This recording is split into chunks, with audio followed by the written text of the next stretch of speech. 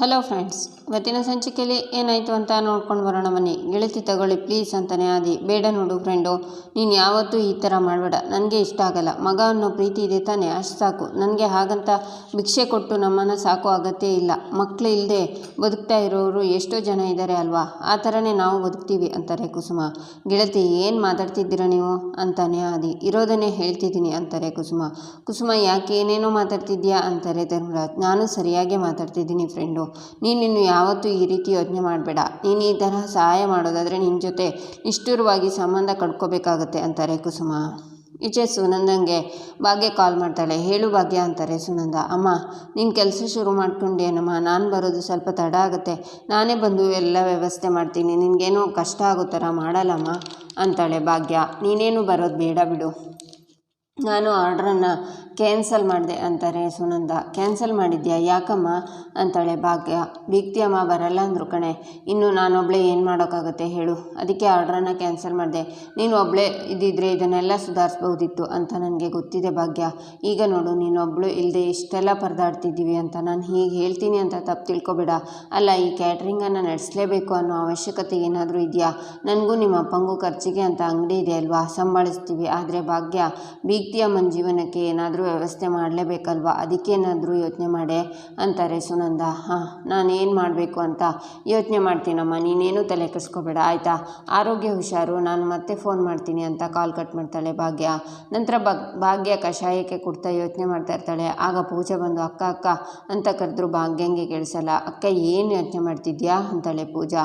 ಅತ್ತೆಗೋಸ್ಕರ ಏನಾದರೂ ಮಾಡಲೇಬೇಕು ಪೂಜಾ, ಇಲ್ಲ ಅಂದರೆ ಚೆನ್ನಾಗಿರೋದಿಲ್ಲ. ಇಷ್ಟು ದಿನ ಹೇಗೋ ಆಯಿತು, ಇನ್ನು ಹಾಗಾಗಲ್ಲ ಪೂಜಾ. ನನ್ನ ಬಿಟ್ಟರೆ ಅವರಿಗೆ ಯಾರಿದ್ದಾರೆ ಹೇಳು, ಅವ್ರ ಜೀವನಕ್ಕೆ ಏನಾದರೂ ವ್ಯವಸ್ಥೆ ಮಾಡಲೇಬೇಕು ಅಂತಾಳೆ ಭಾಗ್ಯ.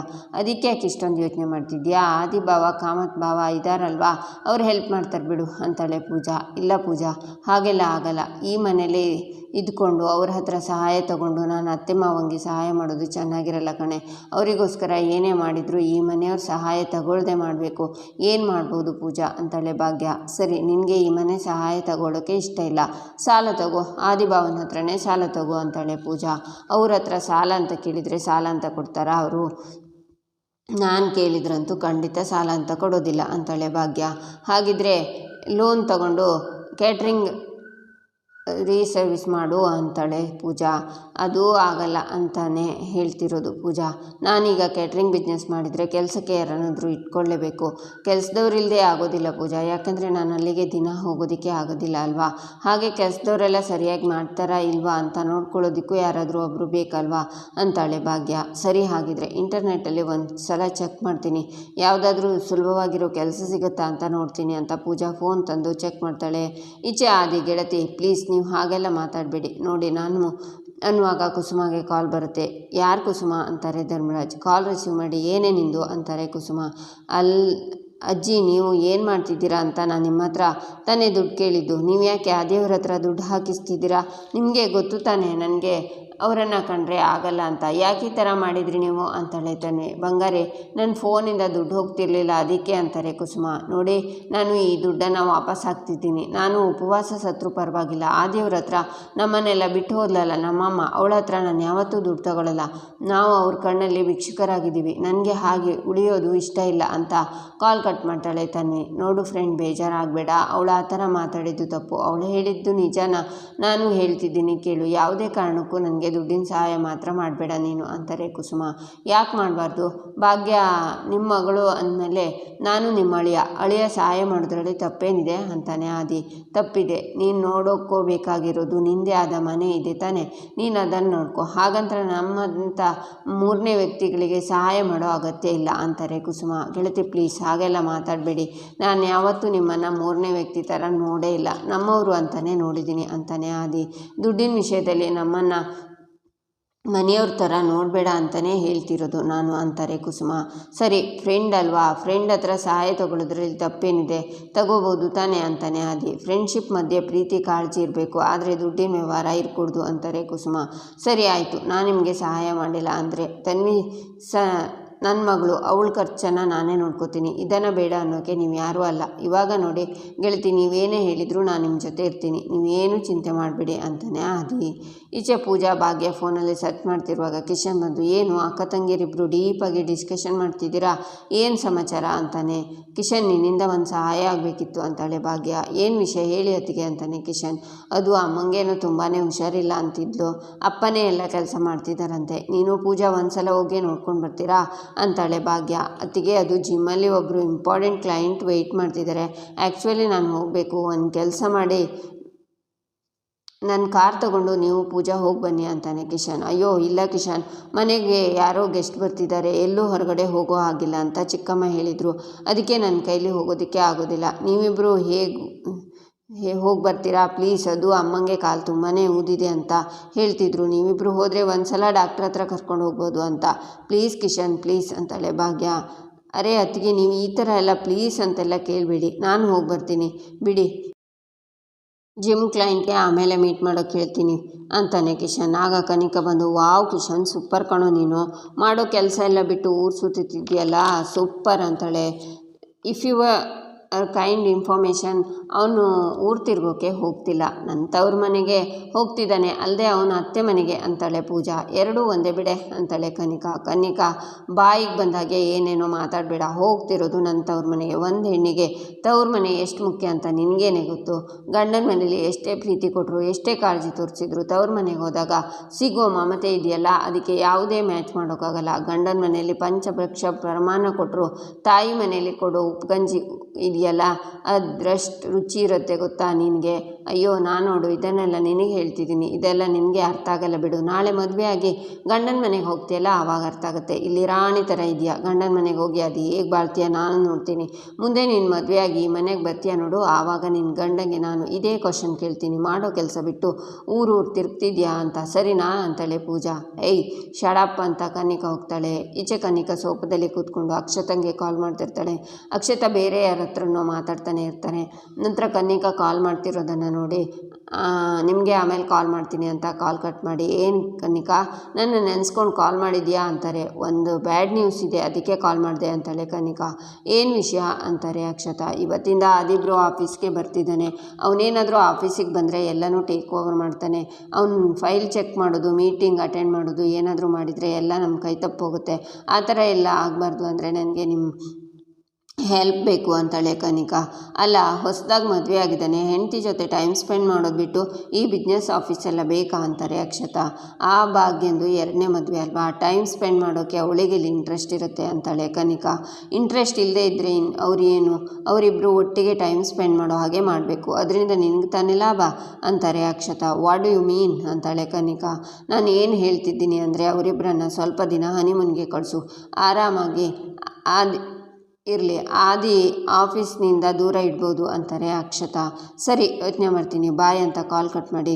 ನಾನು ಅವರಿಬ್ಬರು ದೂರ ಆಗಬೇಕು, ಆ ಭಾಗ್ಯ ಸುಖವಾಗಿರಬಾರ್ದು ಅಂತ ಯೋಚನೆ ಮಾಡ್ತಿದ್ರೆ ಈ ಅಕ್ಷತ 12 ಮಕ್ಕಳನ್ನು ಹೆತ್ತು ಫ್ಯಾಮಿಲಿನ ಎಕ್ಸ್ಟೆಂಡ್ ಮಾಡೋ ಐಡಿಯಾ ಕೊಡ್ತಿದ್ದಾರೆ ಅಂತಾಳೆ. ಈಚೆಗೆ ಮೀನಾಕ್ಷಿ ಫೋನ್ನಲ್ಲಿ ಮಾತಾಡ್ತಾ ಮೇಲಿಂದ ಕೆಳಗಡೆ ಬರುವಾಗ ಆದಿ ತನ್ಮಯ್ ಜೊತೆ ಐಸ್ ಕ್ರೀಮ್ ತಿನ್ನಿಸ್ತಾ ಒಳಗಡೆ ಬರ್ತಿರ್ತಾನೆ. ಹ್ಞೂ ಅಪ್ಪ ಸೂಪರಾಗಿದೆ, ಇನ್ನೂ 4 ಕೊಟ್ಟರು ತಿಂತೀನಿ ಅಂತಾನೆ. ಹ್ಞೂ ತಿಂತೀಯ, ತಿಂದು ನಿನ್ನ ಹೊಟ್ಟೆ ಏನಾದರೂ ಹಾಳಾದರೆ ನಿಮ್ಮ ಅಮ್ಮ ನನ್ನ ಕೈಲಿ ನಾನು ತಿಂತೀನಿ ಅಂತಾನೆ. ಆ ದಿನಕ್ತಾನೆ, ನೀವೇನೇ ಹೇಳಿ ಅಪ್ಪ, ನನಗೆ ಇದೆಲ್ಲ ಸಿಕ್ಕಿದೆ ಖುಷಿನೇ, ಬಟ್ ಅಕ್ಕ ಇದನ್ನೆಲ್ಲ ಮಿಸ್ ಮಾಡ್ಕೋತಿದ್ದಾಳೆ ಅಲ್ವಾ ಅಂತಾನೆ ತನ್ಮಯ್. ಏನೂ ಯೋಚನೆ ಮಾಡಬೇಡ ಕಣೋ, ಇನ್ನು ಸ್ವಲ್ಪ ದಿನ ಅಷ್ಟೇ, ಆಮೇಲೆ ಅವಳು ಇಲ್ಲಿಗೆ ಬರ್ತಾಳೆ, ಆಮೇಲೆ ಇಬ್ಬರಿಗೂ ಸೇರಿ ಐಸ್ ಕ್ರೀಮ್ ಕೊಡಿಸ್ತೀನಿ ಸರಿನಾ ಅಂತಾನೆ ಆದಿ. ಅತ್ತೆ ಕಾಫಿ ಆಯಿತಾ ಅಂತಾನೆ. ಅತ್ತೆ ಇವನು ಎಂಥ ಹಠಮಾರಿ ಗೊತ್ತಾ, ಸೇಮ್ ನಮ್ಮ ಕಿಶನ್ ಥರನೇ. ಕಿಶನ್ ಚಿಕ್ಕ ವಯಸ್ಸಲ್ಲಿ ಹೇಗೆ ಆಡ್ತಿದ್ನೋ ಹಾಗೆ ಆಡ್ತಾನೆ. ಐಸ್ ಕ್ರೀಮ್ ಇಲ್ಲಾಂದರೆ ಕಾರೇ ಹತ್ತಲ್ಲ ಅಂತಾನೆ ಅದೇ ಪ್ಲೀಸ್ ಇವನನ್ನು ಕಿಶನ್ ಜೊತೆ ಕಂಪೇರ್ ಮಾಡಬೇಡ. ನೀನು ಇವರಿಬ್ಬರ ಮಧ್ಯೆ ಅಜಗಜಾಂತರ ವ್ಯತ್ಯಾಸ ಇದೆ. ಕಿಶನ್ ಮೈಯಲ್ಲಿ ಹರಿತಾ ಇರೋ ರಕ್ತನೇ ಬೇರೆ, ಇವನ ಮೈಯಲ್ಲಿ ಹರಿತಾ ಇರೋ ರಕ್ತನೇ ಬೇರೆ ಅಂತಾರೆ ಮೀನಾಕ್ಷಿ. ಆಗ ಭಾಗ್ಯ ಅಲ್ಲಿಗೆ ಬರ್ತಾಳೆ. ಹೌದಾ, ನಂದು AB ಪಾಸಿಟಿವ್. ಕಿಶನ್ ಚಿಕ್ಕಪ್ಪಂದು ಅದಲ್ವಾ, ಏನೇ ಇದ್ದರೂ ಬ್ಲಡ್ ರೆಡ್ ಕಲರೇ ಇರುತ್ತಲ್ವಾ ಅಂತಾನೆ ಚಿನ್ಮಯ್. ಭಾಗ್ಯ, ಚಿನ್ಮಯ್ ಹಸ್ಕೊಂಡಿದ್ದಾನೆ ಅನಿಸುತ್ತೆ, ಕರ್ಕೊಂಡೋಗಿ ಏನಾದರೂ ಕೊಡಿ ಅಂತಾನೆ ಆದಿ. ಭಾಗ್ಯ ತನ್ಮಯ್ಯನ ಕರ್ಕೊಂಡೋಗ್ತಾಳೆ. ಆಗ ಮೀನಾಕ್ಷಿ ಹೋಗಬೇಕು ಅನ್ನುವಾಗ, ಅತ್ತೆ ಒಂದು ನಿಮಿಷ, ನಿಮ್ಮ ಹತ್ರ ಒಂದು ಮುಖ್ಯವಾದ ವಿಷಯ ಮಾತಾಡಬೇಕು. ನೋಡಿ ಅತ್ತೆ, ನನಗೆ ಗೊತ್ತು ನಿಮಗೆ ಈ ಸುತ್ತಮುತ್ತ ನಡೀತಿರೋ ವಿಷಯ ಇಷ್ಟ ಇಲ್ಲ ಅಂತ. ನಿಮಗೆ ಈ ಮದುವೆ ಇಷ್ಟ ಇಲ್ಲ, ಭಾಗ್ಯ ಇಷ್ಟ ಇಲ್ಲ, ಭಾಗ್ಯ ನಮ್ಮ ಮನೇಲಿ ಇರೋದು ಇಷ್ಟ ಇಲ್ಲ, ಇದೆಲ್ಲನೂ ನನಗೆ ತುಂಬ ಚೆನ್ನಾಗಿ ಗೊತ್ತು ಅತ್ತೆ. ಆದರೆ ಟೈಮ್ ಹೋದ ಹಾಗೆ ಎಲ್ಲನೂ ಸರಿ ಹೋಗುತ್ತೆ ಅಂತೆ ಆ ನಂಬಿಕೆ ನನಗಿದೆ. ಆ ನಂಬಿಕೆಯಿಂದನೇ ನಾನು ಸುಮ್ಮನೆ ಇದ್ದೀನಿ. ಆದರೆ ಆ ಕೋಪದಲ್ಲಿ ಪುಟ್ಟ ಮಕ್ಕಳ ಮೇಲೆ ಹಾಕೋದು ಸರಿ ಇಲ್ಲ ಅತ್ತೆ. ಮಕ್ಕಳ ಗುಣ ಅಲ್ಲ, ಅದಕ್ಕಿಂತ ಹೆಚ್ಚಾಗಿ ನೀವೇ ಹೇಳ್ತಿರ್ತೀರಲ್ಲ, ಇದು ಕಾಮತ್ ಮನೆ ಘನತೆ ಅಲ್ಲ, ಅದಕ್ಕೂ ಧಕ್ಕೆ ತರದಾಗುತ್ತೆ ಅಂತ. ಈ ಥರ ಮಕ್ಕಳಿಗೆ ಅವಮಾನ ಮಾಡೋದು ಕೂಡ ಕಾಮತ್ ಮನೆ ಘನತೆ ಅಲ್ಲ ಅತ್ತೆ. ನೋಡಿ ಅತ್ತೆ, ನಿಮ್ಮ ಅಸೂಯೆ, ಸಿಟ್ಟು, ಕೋಪ ಎಲ್ಲ ಅವನಿಗೆ ಗೊತ್ತಾಗಲ್ಲ, ಅರ್ಥನೂ ಆಗಲ್ಲ. ಇದು ನಿಮ್ಮ ತಲೆಯಲ್ಲಿರಲಿ. ನೋಡಿ ಅತ್ತೆ, ನಮ್ಮ ಮಾತುಗಳು ನಿಮಗೆ ರೂಢ ಅನಿಸಿರ್ಬೋದು, ನಿಮಗೆ ನನ್ನ ಮೇಲೆ ಕೋಪನೂ ಬಂದಿರ್ಬೋದು. ಆದರೆ ಮಕ್ಕಳ ಬಗ್ಗೆ ಸ್ವಲ್ಪ ಯೋಚನೆ ಮಾಡಿ ಅತ್ತೆ. ಅವರಿಗೆ ನಮ್ಮನ್ನು ಬಿಟ್ಟು ಬೇರೆ ಯಾರಿದ್ದಾರೆ? ಭಾಗ್ಯ ನಮ್ಮವರು ಅಂದಮೇಲೆ ಅವ್ರ ರಕ್ತ ಹಂಚ್ಕೊಂಡಿರೋದು ನಮ್ಮವರೇ ಅಲ್ವಾ? ನೋಡಿ ಅತ್ತೆ, ಅವರಿಬ್ಬರು ನನ್ನ ಮಕ್ಕಳು, ಅವರಿಗೆ ಸ್ವಲ್ಪ ನೋವಾದರೂ ನಾನು ಸಹಿಸಲ್ಲ ಅಂತಾನೆ ಆದಿ.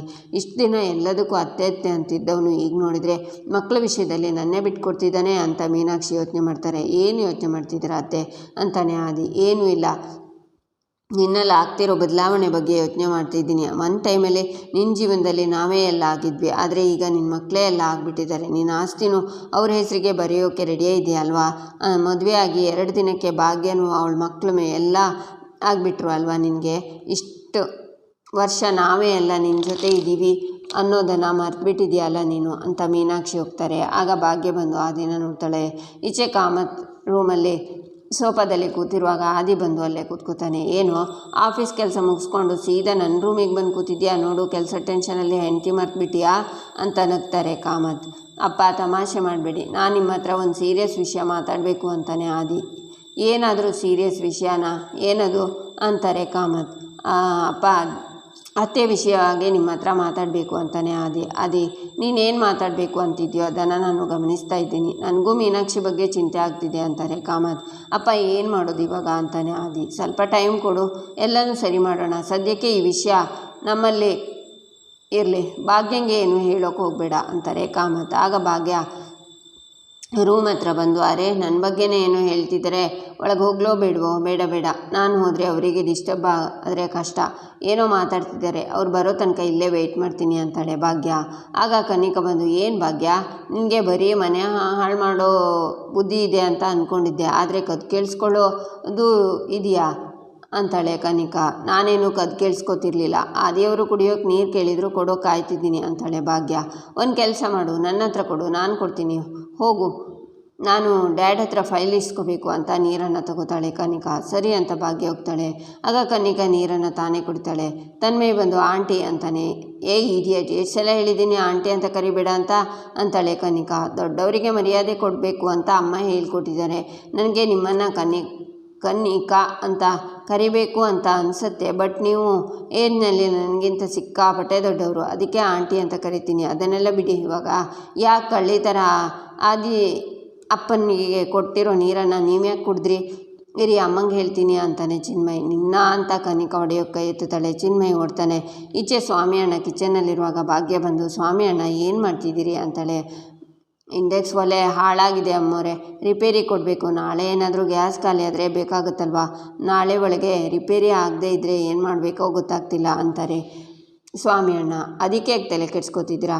ಗ್ಯಾಸ್ ಇಲ್ಲದೆ ಸುಮಾರು ಅಡುಗೆ ಮಾಡ್ಬೋದು ಅಂತಾಳೆ ಭಾಗ್ಯ. ಆಗ ಪೂಜಾ ಬಂದು, ಏನಕ್ಕ ಗ್ಯಾಸ್ ಇಲ್ಲದೆ ಅಡುಗೆ ಮಾಡೋ ಐಡಿಯಾ ಕೊಡ್ತಿದ್ಯಾ? ನಮ್ಮ ಕ್ಯಾಟ್ರಿಂಗ್ ಸರ್ವಿಸ್ಗೆ ಐಡಿಯಾ ಕೊಡ್ಬೋದಿತ್ತಲ್ವಾ? ಅಮ್ಮ ಕ್ಯಾಟ್ರಿಂಗ್ ನಡ್ಸೋಕ್ಕಾಗಲ್ಲ ಅಂತಿದ್ಲು ಅಂತಾಳೆ. ಅದು ಹಾಗಲ್ಲ ಪೂಜಾ, ಮನೆಯಲ್ಲಿ ಗ್ಯಾಸ್ ಇಲ್ಲದೆ ಅಡುಗೆನ ಮಾಡ್ಬೋದು, ಯಾಕಂದರೆ ಫ್ರಿಡ್ಜ್ ಇದೆ, ಅದರಲ್ಲಿ ಇಡ್ಬೋದು, ಹಾಳಾಗಲ್ಲ. ಕ್ಯಾಟ್ರಿಂಗಲ್ಲಿ ಹಾಗೆಲ್ಲ ಮಾಡೋಕ್ಕಾಗಲ್ಲ, ಹೊರಗಡೆ ಇಟ್ಟರೆ ಹಾಳಾಗಿಬಿಡುತ್ತೆ. ಮತ್ತು ಈಗ ಮನೇಲಿ 4 ಜನ ಇರ್ತೀವಿ, ನಡೆದೋಗುತ್ತೆ. ಯಾರಿಗೋ ಹಸಿವಾದಾಗ ಒಂದು ಕ್ಯಾರೆಟ್ ತೊಳ್ಕೊಟ್ರೆ ತಿಂತಾರೆ, ಸ್ವಲ್ಪ ಹಸಿವು ಕಡಿಮೆ ಆಗುತ್ತೆ. ಆದರೆ ಕ್ಯಾಟ್ರಿಂಗಲ್ಲಿ ಹಾಗೆ ಮಾಡೋಕ್ಕಾಗಲ್ಲ ಅಲ್ವಾ? ಒಬ್ಬರಿಗೆ ಒಂದು ಕ್ಯಾರೆಟ್ ಥರ ಕೊಟ್ಟರೆ ನಮಗೆ ಲಾಸ್ ಆದರೆ ಕ್ಯಾರೆಟಲ್ಲಿ ಸಾಂಬಾರು ಥರ ಮಾಡಿಬಿಟ್ರೆ ನಮಗೆ ಲಾಭ ಆಗುತ್ತೆ ಅಂತಾಳೆ ಭಾಗ್ಯ. ಆಗ ಕಾಮತ್ ಬಂದು, ಏನಮ್ಮ ಭಾಗ್ಯ, ಕ್ಯಾಟ್ರಿಂಗ್ ಬಗ್ಗೆ ಏನೇನೋ ಮಾತಾಡ್ತಿದ್ಯಾ? ನೀನು ಹೇಳಿದ ಹಾಗೆ ನಮ್ಮ ಹೋಟೆಲಲ್ಲಿ ಗ್ಯಾಸ್ ಇಲ್ಲದೆ ಅಡುಗೆ ಮಾಡ್ಬೋದಲ್ವಾ ಅಂತಾರೆ ಕಾಮತ್. ಹಾಂ ಮಾಡ್ಬೋದು ಮಾವ, ಆರಾಮಾಗಿ ಮಾಡ್ಬೋದು ಅಂತಾಳೆ ಭಾಗ್ಯ. ಒಳ್ಳೆಯ ವಿಷಯನಮ್ಮ ಇದು. ಹಾಗಿದ್ರೆ ಒಂದು ಕೆಲಸ ಮಾಡು, ಹೋಟೆಲ್ನಲ್ಲಿ ಇಂಪ್ಲಿಮೆಂಟ್ ಮಾಡು ಅಂತಾರೆ ಕಾಮತ್. ಇಲ್ಲ ಮಾವ, ದೊಡ್ಡ ಹೋಟೆಲ್ ಅಲ್ವಾ, ನನಗೆ ಅಲ್ಲಿನ ಲೆಕ್ಕಾಚಾರ ಅರ್ಥ ಆಗಲ್ಲ ಅಂತಾಳೆ ಭಾಗ್ಯ. ಖಂಡಿತ ಆಗುತ್ತಮ್ಮ ನಿನ್ನ ಕೈಲಿ ಅಂತಾರೆ ಕಾಮತ್. ಇಲ್ಲಿಗೆ ಈ ಸಂಚಿಕೆ ಮುಕ್ತವಾಗುತ್ತೆ. ಮುಂದಿನ ಸಂಚಿಕೆಗಾಗಿ ನಮ್ಮ ಚಾನಲನ್ನು ನೋಡಿ ಸಬ್ಸ್ಕ್ರೈಬ್ ಮಾಡಿ, ಲೈಕ್ ಮಾಡಿ, ಸಪೋರ್ಟ್ ಮಾಡೋದನ್ನು ಮರಿಬೇಡಿ.